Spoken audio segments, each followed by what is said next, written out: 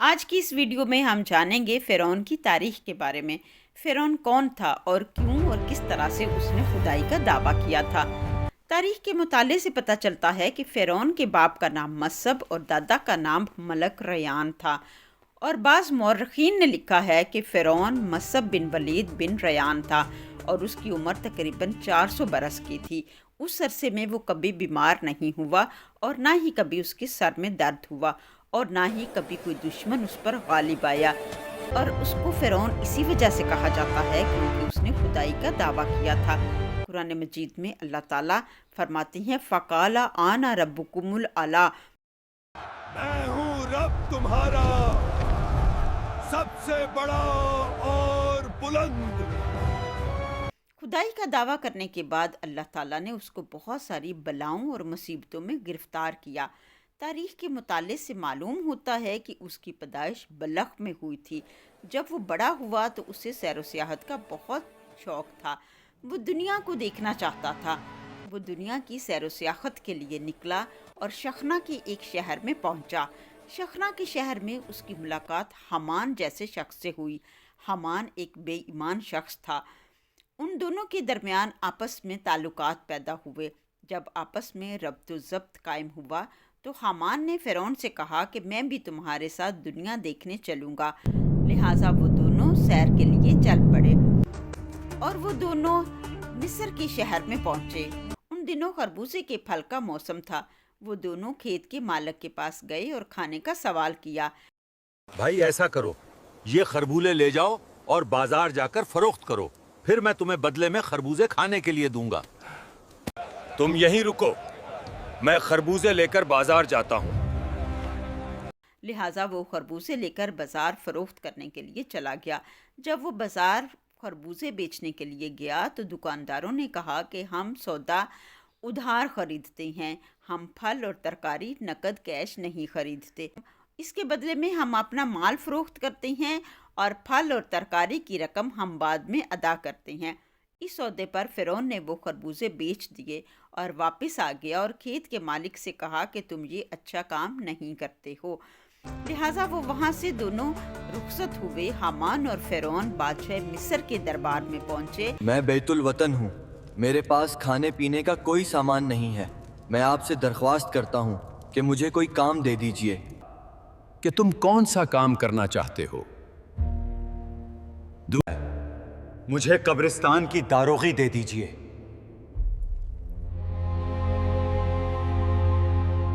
چنانچہ بادشاہ مصر نے اسے قبرستان کی داروغی دے دی۔ قضائے الہی سے ایسا ہوا کہ اسی سال میں مصر میں ایک وبا پھیل گئی جس کی وجہ سے بہت ساری اموات ہونے لگی۔ فرعون نے جب یہ دیکھا تو اس نے ہر ایک لاش کے وارثوں سے ایک ایک سونے کا درہم لینا شروع کر دیا، اور اس طرح سے بہت تھوڑے وقت میں ہی اس نے بہت سا مال و دولت اکٹھا کر لیا۔ پھر اس نے بادشاہ کے دربان کو وہ رقم دے کر تمام شہر کی داروغی لے لی اور شاہ مصر کے ساتھ بھی اپنے روابط قائم کر لیے۔ شاہ مصر بھی اس سے پیار کرتا تھا اور اس کو تحفے تحائف بھی دیتا تھا۔ اتفاقاً قضائے الہی سے وزیر مصر مر گیا۔ اس کے بعد فرعون ہی کو بادشاہ مصر نے وزیر مقرر کر دیا۔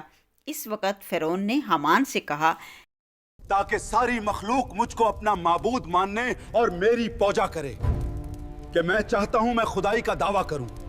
یہ سن کر حامان نے اس سے کہا یہ کہ اگر تو خدائی چاہتا ہے تو یہ کام آہستہ آہستہ کر، سب سے پہلے مخلوق کو اپنے ہاتھ میں لے لو۔ فرعون نے کہا کہ کیونکہ اس وقت لوگ حضرت یوسف علیہ السلام کے دین پر مستحکم تھے، میں کس طرح ان کو اپنا بناؤں گا؟ بادشاہ سے درخواست کرو کہ ایک برس تک عوام سے جزیہ وصول نہ کیا جائے۔ فرعون نے بادشاہ مصر سے درخواست کی کہ اے بادشاہ سلامت، میں چاہتا ہوں اس سال عوام سے جزیہ وصول نہ کیا جائے، اور جتنی رقم سرکاری خزانے میں جزیہ وصول کرنے سے آتی ہے وہ میں اپنی طرف سے ادا کروں گا۔ بادشاہ نادان اور کم فہم تھا، اس نے فرعون کی درخواست قبول کر لی، لہٰذا 1 سال تک عوام سے کوئی ٹیکس وصول نہ کیا گیا۔ لوگوں کے دل فرعون کے لیے نرم ہو گئے اور وہ فرعون کو اچھا آدمی سمجھنے لگے۔ ایک سال گزرنے کے بعد فرعون نے خزانچیوں کو بلا کر پوچھا کہ مصر کے سرکاری خزانے میں کتنا روپیہ وصول کیا جاتا تھا۔ ان سب نے حساب کتاب کر کے فرعون کو وہ رقم بتائی تو فرعون نے اپنی ذاتی رقم سے وہ رقم سرکاری خزانے میں جمع کروا دی تاکہ سرکار کو کوئی نقصان نہ پہنچے، اور پھر مزید 2 سال کی معافی کے لیے بھی درخواست دائر کر دی، جو بادشاہ نے قبول کر لی۔ تمام رعایا مصر کی یہ بات سن کر بہت خوش ہوئی۔ غریب اور مساکین جتنے بھی تھے ان سب نے فرعون کی ترقی کے لیے دعائیں کرنا شروع کر دیں اور سب کے سب اللہ کا شکر بجا لائے۔ پس 3 سال کا جزیہ اور مصول موقوف ہونے پر مصر کی رعایا کو فراغت ہو گئی تھی، اور پھر اللہ کا کرنا ایسا ہوا کہ چند دن بعد ہی بادشاہ مصر خود اپنی موت مر گیا، اور کوئی بھی اس کا والی وارث نہ تھا جو اس کے تخت پر بیٹھ جاتا۔ چنانچہ بادشاہ مصر کی تجہیز و تکفین کے بعد 3 دن تک تعزیت کی گئی، اور چوتھے روز تمام شہر کے لوگ، قاضی، مفتی، عالم، فاضل وغیرہ سب کے سب چھوٹے بڑے بادشاہ کے دربار میں حاضر ہوئے اور کہنے لگے کہ بادشاہ کے تخت کو کسی صورت بھی خالی نہیں چھوڑا جا سکتا۔ چنانچہ مصر کے لوگوں نے فرعون میں نیکی دیکھی تھی، اس لیے کہ 3 سال تک اس نے عوام کا بوجھ اپنے سر پر اٹھایا تھا اور عوام کا مصول اپنی جیب سے مصر کے سرکاری خزانے میں جمع کروایا تھا، تو تمام لوگوں نے فرعون کے حق میں ووٹ دیا اور کہا کہ فرعون کو تخت پر بٹھا دینا چاہیے۔ جب فرعون کو مصر کا بادشاہ مقرر کر دیا گیا تو اس نے حامان کو اپنا وزیر بنا لیا۔ اس کے بعد وہ حامان سے کہنے لگا، اب کوئی ایسی تدبیر سوچو کہ تمام ملک مصر کے باشندے مجھ کو خدا سمجھے اور مجھ کو ہی معبود مانے۔ اس کے مقرر کردہ وزیر حامان نے فرعون ملعون کو پہلے مصر میں یہ حکم دیا جائے کہ اس وقت تمام علماء جتنے بھی مدارس میں درس و تحریس کا کام سر انجام کے رہے ہیں اس کو بند کیا جائے۔ یہ تجویز سن کر فرعون ملعون نے اپنے ملک مصر میں درس و تدریس کا سلسلہ موقوف کر دیا اور بالکل لکھنا پڑھنا چھوڑ دیا۔ چنانچہ چند ہی سالوں میں سارا ملک جاہل بن گیا اور اپنے حقیقی خدا کو بھول گئے۔ فرعون نے حکم دیا کہ تمام لوگ اپنے اپنے بتوں کو سجدہ کیا کریں۔ پس ایک قوم قبطی جو کثیر تعداد میں تھی اس نے بت پرستی شروع کر دی اور یہ سلسلہ تقریباً 20 برس تک جاری رہا۔ پھر اس کے بعد فرعون ملعون نے اعلان کرایا کہ اس اعلان کے الفاظ لوگوں کے کانوں تک پہنچائے، جس کو قرآن مجید نے نقل کیا، اور قرآن مجید میں اللہ تعالیٰ فرماتے ہیں فحشر فنادا فقال انا ربکم الاعلی، میں ہوں رب تمہارا سب سے بڑا اور بلند۔ اس کے بعد تمام بتوں کو توڑ دیا گیا۔ پھر اسی قوم قبطی نے فرعون کو پوجنا شروع کر دیا۔ اس قوم پر فرعون ملعون بہت نوازش کرتا تھا، اور دوسری قوم جو بنی اسرائیل تھی جو خدا کو مانتی تھی اس کو طرح طرح کی تکلیفیں دیتے تھے، کیونکہ بنی اسرائیل قوم تو دین یوسفی پر قائم تھی، اور باعوض جزیہ کے فرعون ملعون ان سے قبطیوں کی خدمت کراتا تھا اور ان سے حقیر کام لیتا تھا، مثلا محنت کرنا، بوجھ اٹھانا، لکڑی چیرنا، چنا دلنا، گھاس کاٹنا، جھاڑ پونچھ کرنا اور گوبر پھینکنا وغیرہ۔ ان سب کاموں پر اس نے بنی اسرائیل کو مقرر کر دیا، اور کچھ لوگوں کو بنی اسرائیل سے محنت کرنے کے لیے اور دیہات میں اپنے تابعین کی خدمت کے لیے بھیج دیتا تھا، اور بنی اسرائیل کی عورتوں سے اپنی عورتوں کی خدمت کراتا تھا۔ غرض کے بنی اسرائیل قوم کی عزت اور وقار نہیں کرتا تھا، مگر صرف ایک عورت تھی جس کا نام آسیہ تھا، بنی اسرائیل کی قوم سے تھی اور بڑی ہی حسین و جمیل تھی۔ وہ اپنے آباء و اجداد کے دین پر ہی قائم تھی۔ اس سے فرعون نے نکاح کر لیا تھا۔ الغرض قوم بنی اسرائیل 13 برس تک فرعون کے عذاب میں مبتلا رہی اور اس کی قوم کی خدمت میں گرفتار رہی۔ زن و مرد عورتیں سب اس کی خدمت کرتے تھے اور ان کی بار برداری میں لگے رہتے تھے اور صبر کرتے تھے، لیکن باوجود اتنی سخت تکلیف کے وہ اپنے آبائی دین اسلام سے نہیں ہٹے تھے اور اس پر قائم تھے۔ اسی حالت میں وہ شب و روز استغفار اور اللہ کی عبادت میں لگے رہتے تھے۔ ایک دن فرعون ملعون نے دریائے نیل کے کنارے مجلس جشن کی۔ تمام لوگ نہا کر وہاں گئے اور اپنے ساتھ کھانے پینے کا سامان بھی لے گئے اور وہاں جا کر خوشیاں منائیں۔ اللہ تعالیٰ قرآن مجید میں یوں فرماتے ہیں کہ فرعون نے اپنی قوم سے کہا، اے میری قوم، کیا مصر کی حکومت میری نہیں ہے اور میرے نیچے نہریں چلتی ہیں؟ کیا تم دیکھتے نہیں ہو میں بہتر ہوں اس شخص سے جس کے پاس نہ کوئی عزت ہے اور وہ صاف بول بھی نہیں سکتا؟ اتنی بات فرعون نے حضرت موسیٰ علیہ السلام کی شان میں تکبری سے کہی تھی کہ وہ کیا چاہتا ہے۔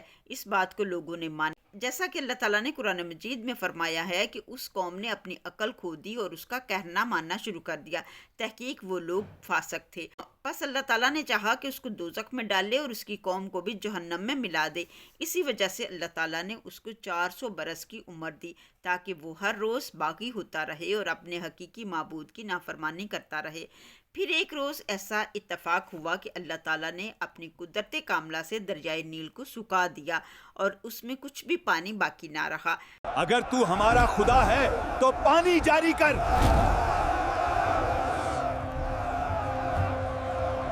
یہ سنتے ہی فرعون نے 7 لاکھ سوار اپنے ہمراہ لے کر میدان سید الاعلیٰ کی طرف نکل گیا اور ایک ایک منزل پر 1 لاکھ سواروں کو چھوڑ گیا۔ اس طرح سب کو رخصت کر کے تنہا ایک میدان میں جا کر ایک غار کے اندر جا گھسا اور گھوڑے کی باگ کو اپنے گلے میں ڈال کر قبلہ رخ ہو کر سجدے میں جا گرا اور پھر یہ مناجات کی، الہی تو حق پر ہے اور میں باطل ہوں، اور میرا رب بے نیاز اور بے پرواہ ہے، اور میں نے دنیا کو باعبث آخرت کے اختیار کیا ہے۔ اے میرے رب، جو کچھ مجھ کو دینا ہے تو وہ مجھے دنیا کی زندگی میں ہی دے دے، اور میں آخرت میں نہیں چاہتا، اور یہ مجھ کو خوب معلوم ہے کہ آخرت میں میرے لیے سوائے دوزخ اور کچھ نہ ہوگا۔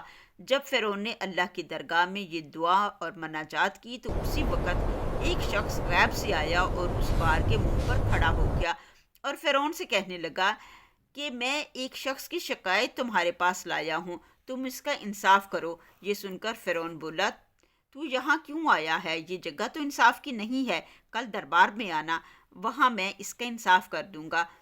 کہ ادھر دریائے نیل کا پانی جاری ہو گیا، نیل پھر سے بھر گیا۔ یہ دیکھ کر فرعون نے بہت خوشی محسوس کی اور اسی خوشی کی عالم میں وہ اس شخص سے کہنے لگا کہ اے نوجوان، تم کیا چاہتے ہو؟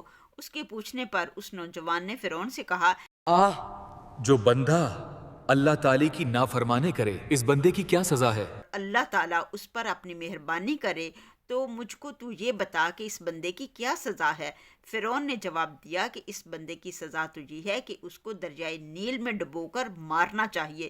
اس نوجوان نے یہ جواب سن کر کہا، بہت اچھا، آپ مجھ کو لکھ دیجئے تاکہ یہ یادداشت رہے، اور کل بندہ آپ کے دربار میں حاضر ہو جائے گا، آپ کے حضور میں اظہار کرے گا۔ فرعون بولا کہ بھائی یہاں تو دوات قلم اور کاغذ نہیں ہے، میں کس طرح لکھوں؟ اس نوجوان نے کہا کہ میں دیتا ہوں، تم لکھو۔ پھر فرعون نے اس غار کے اندر بیٹھ کر خوشی سے لکھا کہ جو بندہ اپنے اللہ تعالیٰ کی نافرمانی کرے گا اور اس کا حکم نہ مانے گا اور اللہ تعالیٰ اس کو سب طرح سے آرام دے تو اس بندے کی سزا یہ ہے کہ اس کو دریائے نیل میں ڈبو کر مارا جائے۔ اس طرح یہ دستاویز لکھ کر اس نوجوان کے حوالے کر دی، اور اس نے نہ جانا کہ وہ نوجوان کون ہے، اور وہ نوجوان یہ دستاویز لکھوا کر نظروں سے غائب ہو گیا۔ وہ حقیقت میں حضرت جبرائیل علیہ السلام تھے۔ اور پھر اس کے بعد ایک آواز آئی کہ اے فرعون، دریائے نیل کو میں نے تیرے حکم کے تابع کر دیا ہے کہ جب تو حکم کرے گا کہ پانی تو رک جا تو وہ رک جائے گا، اور جب تو حکم کرے گا کہ چل پڑ تو وہ پانی چلنے لگے گا، جاری ہو جائے گا، الغرض وہ تیرے فرمان کے باہر نہ ہوگا۔ تب فرعون یہ سن کر خوش ہو کر میدان سید الاعلیٰ سے اپنے گھر چلا آیا اور دریائے نیل کو جس طرف کہتا وہ اسی طرف ہو جاتا۔ اگر وہ کہتا کہ اے پانی اونچا ہو جا تو پانی اونچا ہو جاتا، اور پانی پہاڑ سے بھی زیادہ اونچا ہو جاتا۔ چند روز کے واسطے اللہ تعالیٰ نے فرعون ملعون کو ایسی کرامات دی تھی، باوجود اس کے کہ وہ ملعون دعوی خدائی کرتا تھا اور کہتا تھا کہ اے لوگو، میں مصر کا مالک ہوں اور دریائے نیل بھی میرے تابع ہے۔ دیکھو تو پانی دریائے نیل کا بالکل خشک ہو گیا تھا، میں نے ہی جاری کیا تمہارے پینے کے لیے۔ اہل مصر نے جب یہ کرامت دیکھی فرعون سے تو تعریف کرتے ہوئے سجدے میں گر پڑے اور اس کی ربوبیت کا اقرار کر لیا، بولے بے شک تو ہمارا پروردگار ہے۔ اس کے بعد فرعون نے ایک عالیشان محل تعمیر کروایا اور اس کا نام عین الشمس رکھا، اور ایک حوض بنا کر دریا کے پانی کی نہر اس پر جاری کر دی، اور اس پر 4 ستون سونے کے بنائے تھے، اور وہ اس طرح بنائے تھے کہ حوض کے کنارے پر جا کر دوسری راہ میں نکل پڑتے تھے۔ اللہ تعالیٰ نے 2 درخت بھی اس حوض کے کنارے پر پیدا کیے تھے، ایک درخت سے تو روغن زرد نکلتا تھا اور دوسرے درخت سے روغن سرخ۔ وہ روغن جس بیمار کو دیا جاتا اللہ کے فضل سے وہ شفا پاتا تھا۔ اسی وجہ سے فرعون ملعون فخر کر کے لوگوں کو جتلاتا اور خدائی کا دعویٰ کرتا تھا اور اپنی ربوبیت کی دلیل ان دونوں درختوں سے دیتا تھا کہ دیکھو میری ربوبیت کی یہ دلیل ہے۔ چنانچہ مخلوق نے جب ان درختوں پر غور کیا اور اس میں فرعون کی کرامت ظاہر دیکھی تو اس وجہ سے خلق اور بھی فرعون کی ربوبیت کی قائل ہو گئی اور وہ گمراہ ہو گئی اور تمام ملک میں گمراہی پھیل گئی اور وہ لوگ فرعون کو خدا ماننے لگے اور اس کے آگے سجدہ کرنے لگے۔ جو فرعون کہتا تھا وہ ہو جاتا تھا اور چند دنوں کے لیے اللہ تعالیٰ نے یہ کرامت فرعون